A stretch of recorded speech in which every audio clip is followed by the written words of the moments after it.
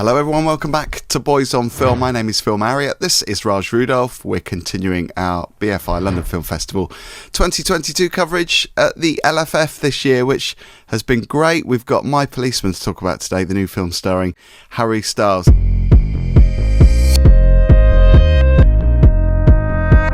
So I haven't seen this yet. I've been invited to separate screenings outside of the LFF, but obviously part of the promotion for that. But hopefully getting to see this next week. But tell us all about it. It's directed by Michael Grandage, who I think is a British film director. I think he had another film called Genius, which was out a few years ago, starring Nicole Kidman, which got lukewarm reviews and lukewarm reaction. I think it was 50% on Rotten Tomatoes. Yeah, some criticism. And it's the same with this one, it seems, as well. Yeah, well, I think a lot of critics are just going to be quick to judge a film just because a musician, Harry Styles, is in it. They tend to do this a lot, whether it be Lady Gaga or Madonna or any other huge mainstream pop star. So not surprising that they would give this the Rotten Tomato treatment. But, if you are interested in, stories like Brokeback Mountain or Call Me By Your Name, you might like this flick a little bit. It's about Tom, a policeman in 1950s Britain,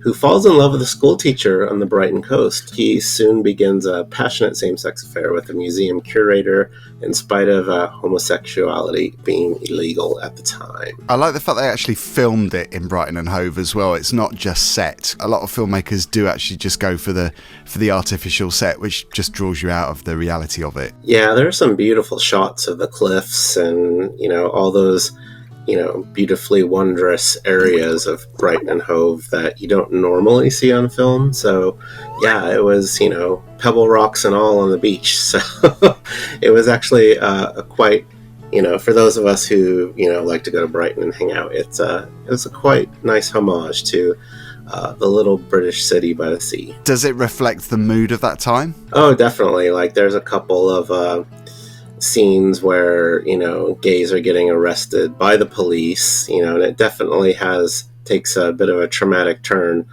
for Tom's character, played by Harry Styles, who's working in the industry and as a beat cop, and seeing people getting arrested. So there's that sense of tension of like, I'm doing something illegal that I'm supposed to be programmed to be, and lawfully programmed to be bad. There's a very nice contrast between the present day people, who one of the museum curators, also played by Rupert Everett, I didn't know that going into the film, as the older person in the movie, and then there's a younger actor playing the museum curator. I'm a Harry Styles fan, but I'm not going to go into the film being like, oh my god, everything he does is perfect, because he's not.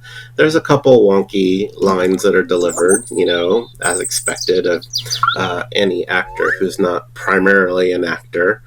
He doesn't have much acting experience, but he has star power. So I think the film might be relying a little bit on the star power to put, butts in seats, or, to get them to stream it on Amazon Prime when it's released. I don't think it deserves the, critical pan that it's getting right now. I think Harry Styles does a fine job for what he's given, and he's able, as the lead of the movie, I didn't feel like he wasn't able to carry the movie. He carried the movie quite well. And also the other actors in the film were just absolutely brilliant. Absolutely brilliant. And there's this real stark contrast of like, an older gay man, seeing, modern young gay couples being able to do everything that they wanted to do in this sort of like moment of reflection of like, that's so nice. It makes me emotional because I was never allowed those freedoms back in the 1950s. So you feel like there's a sense of, I wasted so much time and emotion over something that was illegal, and now it's fine, and I'll never have that happiness. I'm sort of stuck in the same situation.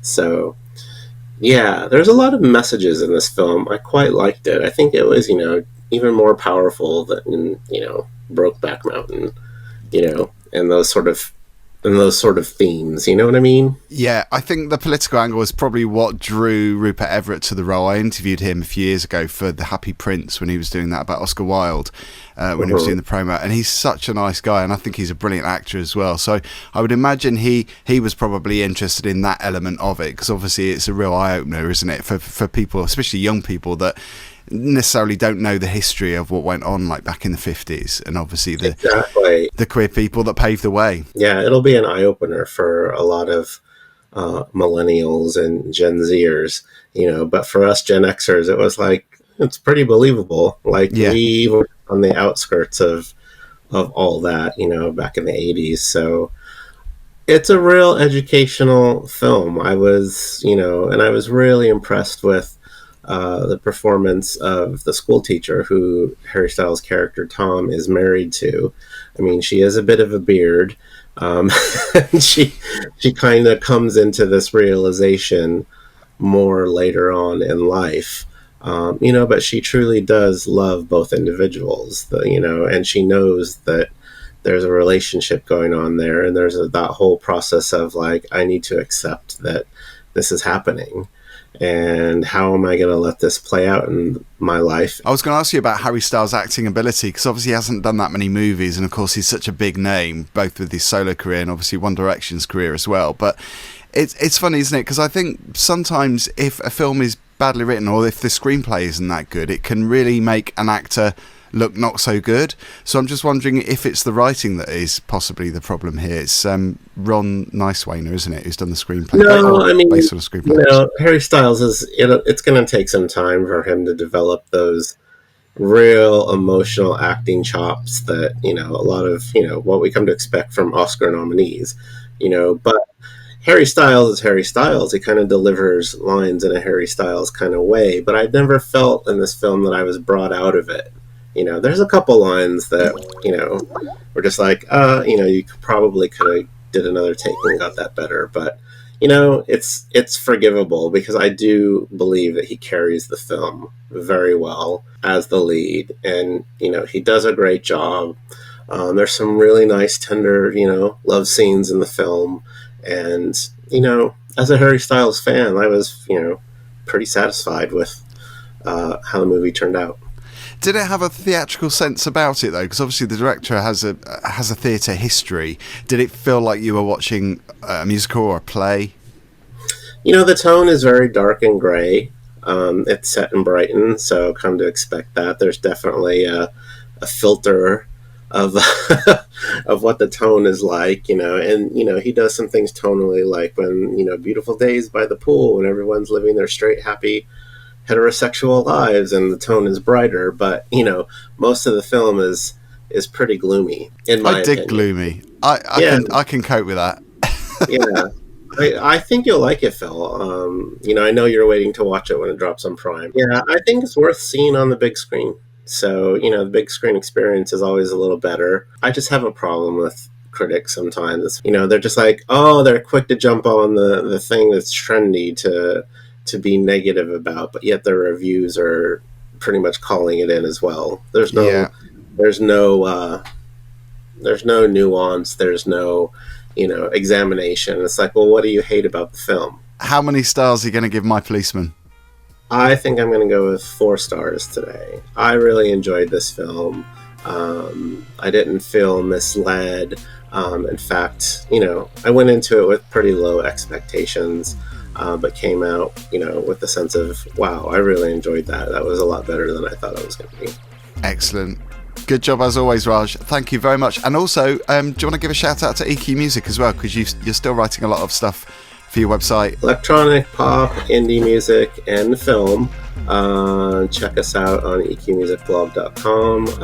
It's run by myself and my wonderful colleague, Mandy Rogers, who is on the cutting edge of all things really cool, new and pop. So make sure you check it out. Yeah, excellent. All right. Thank you, everybody, for watching. And don't forget to like and subscribe. Check out the playlist for LFF. Plenty more reviews on the way.